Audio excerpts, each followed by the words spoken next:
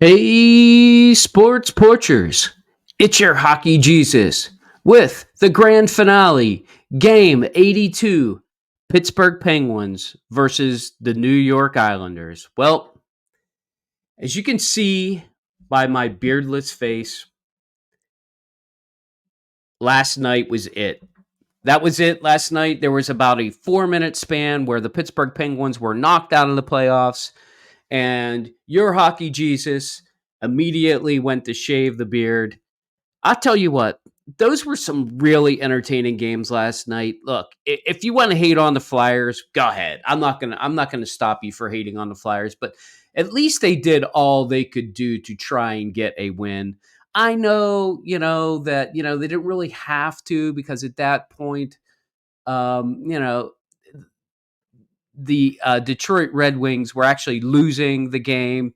They probably could have held out for overtime, but look, these things are happening in real time. There's not that kind of communication going on between what's happening in the other game and what's going on there. I don't fault the Philadelphia Flyers for doing what they did. It's so crazy to think that the Washington Capitals, all they had to do was have TJ Oshie put that puck in the open net last night, and that was essentially the dagger that put an end to the run that the Pittsburgh Penguins have put together here since really since about the end of March. March 26th is when they beat Carolina and really started on to their big win here. Look, you cannot fault for what the Pittsburgh Penguins did in the last 12 games. They went 8-4. They got 18 of 24 points in that time frame. Just an incredible run here at the end, and they really just ran out of steam. 2-2 in their last four games. They needed to win them all. And yeah, unfortunately, when I said the Pittsburgh Penguins are done way back when, I didn't realize they wouldn't be done until really the second last game of the season. I know you can look at that point in Detroit and saying they gave that up. There are a lot of points, but the place where you really want to look to is that 1-7 run. They had a 1-7 run. Where was it? 1-7 run from February 29th to March 12th. They got 3 points in 8 games, 3 points out of 16 possible points. That's where they lost the season. That was right around the time everything was trying to happen around the trade deadline. Bunch of boo-boo faces because of the trade that happened with Jake Gensel. And they finally just said, look, we're going to put on our big boy pants and play. If this is the team that can play into next year, I feel much better about the makeup of this team next year than I have this year. Look, maybe it just took them a little bit longer time.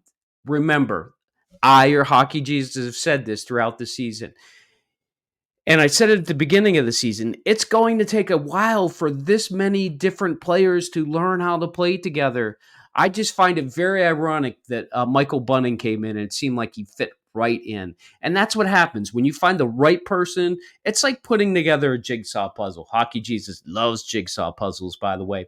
And you find the exact right piece and you just know exactly where it goes and it fits right in. That's what Michael Bunning has been to this team, and he's been that way on the second line. And he kind of rejuvenated Gino to kind of bring him along and say, hey, let's do this. Why not? What else are we going to do? Just go home? That's not the idea. Look, they still had a little nostalgia going on tonight, no exception. But I just love it. I'm sorry. Look, I knew this when they signed the big three to the contract. By the way, all three players, Letang, Malkin, and Crosby, played all 82 games this year. That's the second time in a row they've done it. No, I don't think Letang was a full timer last year. Maybe Gino was out a little bit. But Sid, all 82 games, 2 years in a row at 36. Whew, I'm telling you, that guy knows how to, he wants to play hockey. You can tell he is motivated by wanting to play playoff hockey. And I'm hoping that this gives them the motivation they need next year to not take a couple nights off and just say, hey, we don't have to play the third period. We're up 3-1 and then end up losing. Because 1 point here or there, I know they ended up, being out by like 3 points because, Detroit and the Capitals won last night and the Penguins lost tonight. But They really weren't playing anything tonight. Anyway, my point was getting back to Jeff Carter. Jeff Carter may have played his last game in the NHL. He certainly has played, well, I shouldn't say certainly, most likely has played his last game for the Pittsburgh Penguins. And why not put Gino out there with Sid and I believe Carlson was out there on the power play, and let's get Carter a goal. And that's exactly what happened. Sid put it right on his stick. He scored the goal to tie it up at the time, 4-4, but it wasn't enough.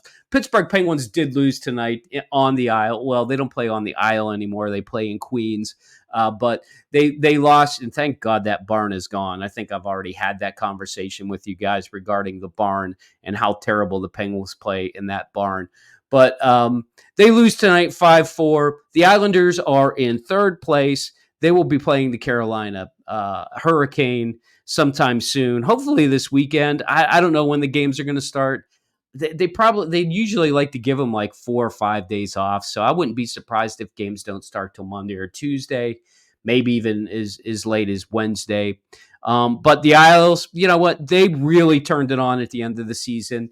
They have a really tough task ahead of them. But look, let's talk just a brief moment about the Pittsburgh Penguins and their offseason. I think it's clear that St. Ivany and Shea are the defensemen of the future. They're going to have to do something about Graves, most likely. I hope that they find a way to get Graves off of this roster in the offseason and keep Pedersen. Whew, man, if they have to lose Pedersen and keep Graves, that could be a problem for the defensive pairing, unless of course they think um, they can bring Ludwig up and play him. I don't like that. That doesn't feel right to me. Just saying it out loud, I just don't think that's a good route. It'll be interesting to see, maybe if they try and do something with Raquel. I don't know. I think he can fit okay on that second line now with Bunning and Malkin. I just don't. I think that'll be good enough. And that's the thing. What are they going to do with the bottom six? I personally think you need to trust a young. You need to trust the young guns coming up. I just don't like guys. Nothing against Jansen Harkins, but he's a journeyman. He couldn't make it in Winnipeg. They had to pick him up off the waiver wire, and yet he played 45 or 46 games for the Penguins.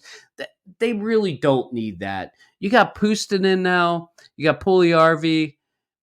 Once again, he was another waiver wire guy. If he goes, it doesn't matter to me. His pedigree's a little bit better than Harkins. He's a bigger body. That's why I like him better than Harkins, even though they're both waiver wire pickups. Look, no more waiver wire pickups. No more come to the Pens and try and win a spot. Bring in your young guys. Let's see what you got. Weed them out. It works so well this year with Drew O'Connor. I believe that that's what the Pittsburgh Penguins need to do in the offseason. I'd love to have a triage about the Pittsburgh Penguins, and I just may do that before we start the playoffs. Look, I'm your hockey Jesus. The Pittsburgh Penguins season's over. The Pittsburgh Penguins are my passion, but hockey is my true love. I will be here with Stanley Cup playoff analysis. I haven't decided if I'm going to pick a series or if I'm just going to give a synopsis of Eastern Conference, Western Conference games in general. I'm going to have to say a little prayer or two about that and see where the good Lord, the big guy up above, where my Father wants me to be. But the next time you see me, all this stuff back here will all be different. I'm going to have a different setup for you guys. So, hey, I know those of you that have already smashed the button. Where is it? Where's that dang button? Smash the subscribe one right there. I think it's right there. At least that's where my technical producer says it is. Right there. Let's hit it. Hit that button, and you'll get the Hockey Jesus. I'll be on for the Stanley Cup Finals now that the Pittsburgh Penguins are over. What did the Penguins end up? Pittsburgh Penguins end up 38-45. We don't play the dash game after that. 38-45. They ended up with 88 points on the season. Second year in a row, the Pittsburgh Penguins will not be in the playoffs, and that just breaks my heart. But I will be back for Stanley Cup playoff. No word on when they're all going to get started. By the way, congratulations to Kucherov tonight. He got his 100th assist. Unbelievable. 2 guys in the NHL get 100 assists when it's only been done 4 times. Well, by 4 players before this year. Just an incredible year in hockey. Thank you for coming along. Everybody who has hit that subscribe button and has shared this out, I can't thank you enough. Thank you so much for your endorsement of the Sports Porch and me, your hockey Jesus. And I'll be back for more hockey playoffs. I'm so looking forward to the playoffs. The best time of the year. The absolute best time of the year for somebody like you and me and the hockey Jesus. So the Penn season is over. There's no reason to keep the faith, but hockey playoffs are coming right to you. So let's go, Pens, and let's bring on the Stanley Cup playoffs.